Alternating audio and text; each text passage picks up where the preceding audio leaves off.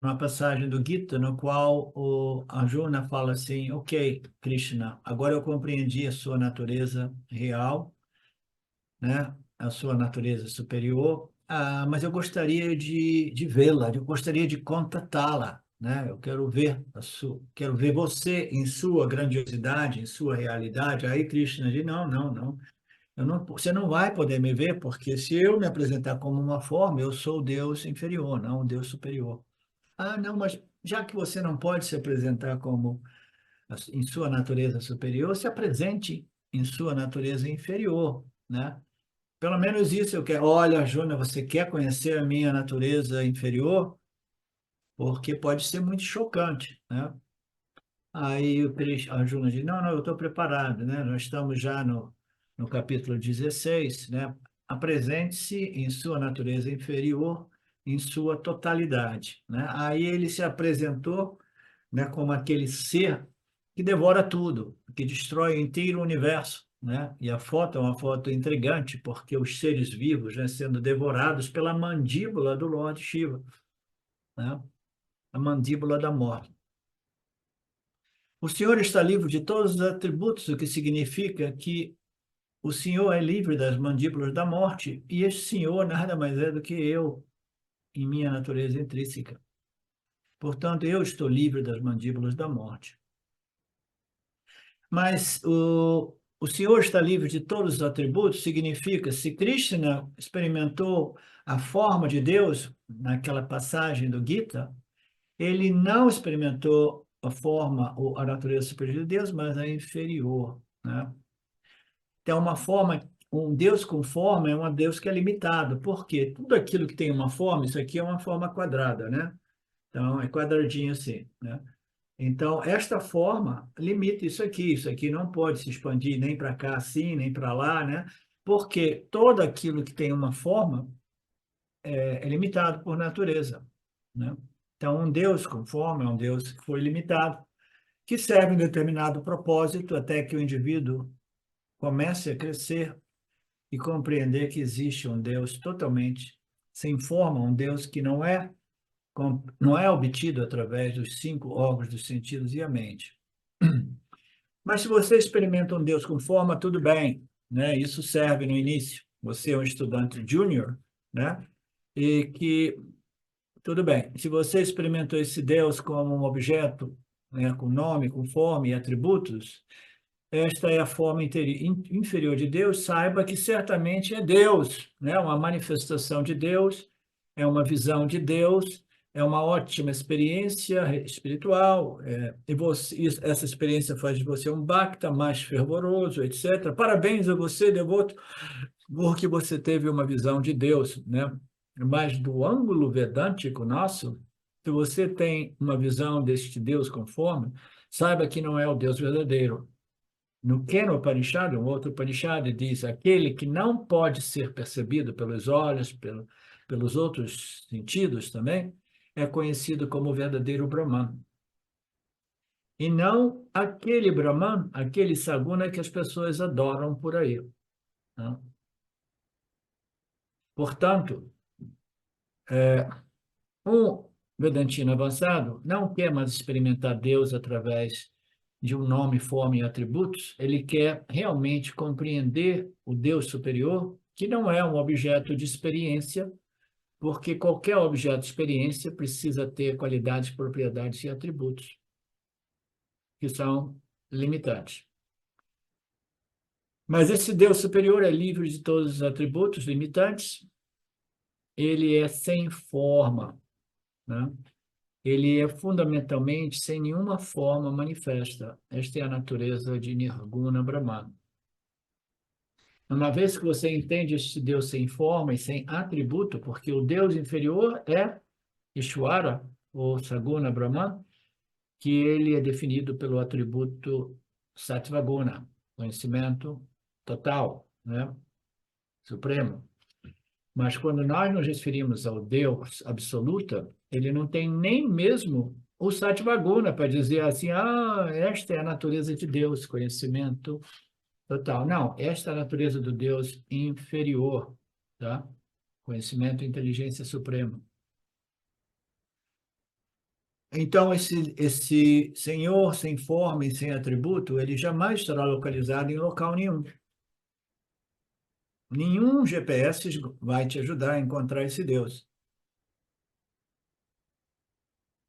Eu posso fazer rituais, pujas, o tempo todo para produzir o aparecimento deste Deus absoluto, mas no máximo eu vou conseguir o quê? O aparecimento de um Deus inferior, né? O Deus aparente, né? E aí eu fico preso em todas aquelas práticas ritualísticas para invocar a presença de um Deus manifesto, fenomenal. Portanto, todas essas coisas são possíveis, né? Se eu for um devoto de um Deus finito. O Deus infinito jamais surgirá diante de ti, porque qualquer coisa que surja é um fenômeno objeto. O Deus infinito precisa ser conhecido, mas não como um objeto de conhecimento. Um Deus infinito só pode ser conhecido através da compreensão da natureza do Deus superior, que só pode ser realmente consolidada na medida que eu traduzo isso para a minha real natureza. Porque somente este conhecimento, esse é um outro ponto importante que eu tenho martelado nisso, conhecimento a respeito da natureza de Deus, ele só é realmente um conhecimento bem estabelecido quando este conhecimento a respeito da real natureza de Deus, ele simplesmente me permite aceitar as declarações finais de identidades que dizem que eu sou este Deus superior. Eu sou este Brahman superior. Que é muito diferente de dizer eu sou este Deus inferior. Eu sou o Deus coloridos pelos atributos de Maya. Eu jamais posso dizer eu sou o Deus colorido pelos atributos de Maya. Eu sou o Saguna Deus. Por quê? Porque a manifestação de Saguna Deus, ela pertence a uma outra entidade que não está sob a influência de Rajas e Tamas, como nós, os Jiva-Atmas. Embora nós tenhamos Sattva-guna suficiente para compreender a nossa real natureza intrínseca, a gente jamais tem Sattva-guna suficiente para compreender até mesmo o modo qual Ishvara projeta, sustenta e destrói esse universo. Essa inteligência suprema a respeito desta ordem aparente.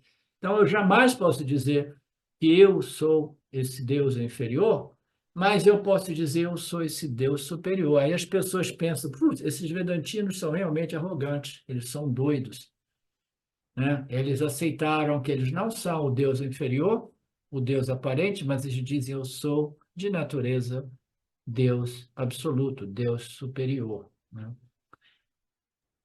Então, para mim, Professor, oi. é, essa fala, né, que o senhor está fazendo sobre eu não sou Deus, é uma fala que ela está tão enraizada que eu ouço a todo momento, assim, as pessoas ao meu redor falando, ah, eu sou Deus, como esse Deus, esse Saguna, né, esse Deus inferior. Então, o quanto é importante, né? Porque para mim é muito claro isso. Sempre quando alguém fala, ah, eu também sou Deus, eu falo, não, eu não sou Deus, eu sou a natureza, né, de Deus, mas não sou Deus, a minha natureza e a natureza de Deus é a mesma. Mas assim, gostaria que você falasse mais disso, sabe? Porque eu acho que isso é tão enraizado. Não estou falando só, não estou falando para mim, porque para mim isso tem muita clareza já, mas falar mais disso, porque isso é tão falado o tempo todo. Ah, eu sou Deus, eu sou Deus, eu sou Deus, né? E o quanto essa diferença é crucial para essa área que a gente Pessoas, se elas não encontra da receberam. espiritualidade. Você lembra daquela expressão corriqueira brasileira que diz a pessoa pegou o bonde andando, né? E não sabe nem aonde é que o bonde está indo, né? Então, as pessoas ouvem essas fragmentos assim de expressões do Upanishads aqui e ali, e aí, sem terem sido submetidos ao ensinamento completo de Ishvara Saguna e Ishvara Nirguna, elas invariavelmente, o ego humano, eles projetam isso, né? Ouviram dizer que esse Deus é uma fonte de segurança, é uma força de amor incondicional. Aí elas começam a falsificar a ilimitação e o amor incondicional, né? O Deus absoluto é além do amor e do ódio, além de todos os pares opostos, entendeu? Eu sou a consciência infinita, eu não existo dentro do âmbito do espaço-tempo. Mas as pessoas que não passam por esse processo, o ego humano, ele se apossessa desses maus entendidos e começa a dizer que o meu Deus interior, o meu Deus, eu sou Deus, o meu Deus, ou se elas têm uma sensação de meu em relação ao Deus, o meu Deus interior, ou elas podem chegar ainda a nível mais arrogante de dizer eu sou Deus, sem compreender o que essas afirmações upanishádicas querem dizer. Jamais se refere à natureza do Deus Criador, mas, como disse a Betânia, se refere à real natureza intrínseca desse Deus Criador, que é idêntica à real natureza intrínseca desta criatura, o jiva humano, tá? E todos os outros jivas, e até mesmo é idêntica à natureza do Jagata, o mundo inerte. Tudo é somente a consciência, né? Então, Betânia, a pessoa precisa entrar nesse processo. Existem pessoas que entram e saem nesse processo comigo, né? Eu fico sempre muito, muito satisfeito aqui e ali quando me dou conta de que pessoas como você, Betânia, estão crescendo tanto nesta compreensão, tá? Ao longo dos anos, mas a grande maioria das pessoas entra e sai desse processo e depois, às vezes, me abordam com questões primárias, né? Conflitos, né? A ponto de dizer, essa história de que eu sou a consciência e a arrogância, porque assim eu não estou trabalhando as minhas vássanas, mas uma confusão total, entendeu? Porque as pessoas não estão realmente qualificadas para entrar nesse processo, né? Não que eu não queira responder às confusões delas, mas a resposta melhor é você tem que entrar no programa, fazer parte desse programa e começar da aula número 1, porque tudo vai se esclarecendo, é mais ou menos como o que eu disse, né, para a Marilete no início, né? Vai devagarzinho. E outras pessoas que eu dizia, vai segurando as suas dúvidas e perguntas, porque o ensinamento vai resolvendo elas gradualmente, né? Então, não tem jeito, Betânia, deixa as pessoas ficarem viajando, né? E não sei como elas reagem quando você diz, eu não sou Deus, mas eu sou de idêntica natureza a Deus, né? As pessoas não vão compreender nem isso também, a menos que elas estejam fazendo parte do seu grupo de estudo, né? E, e é isso aí.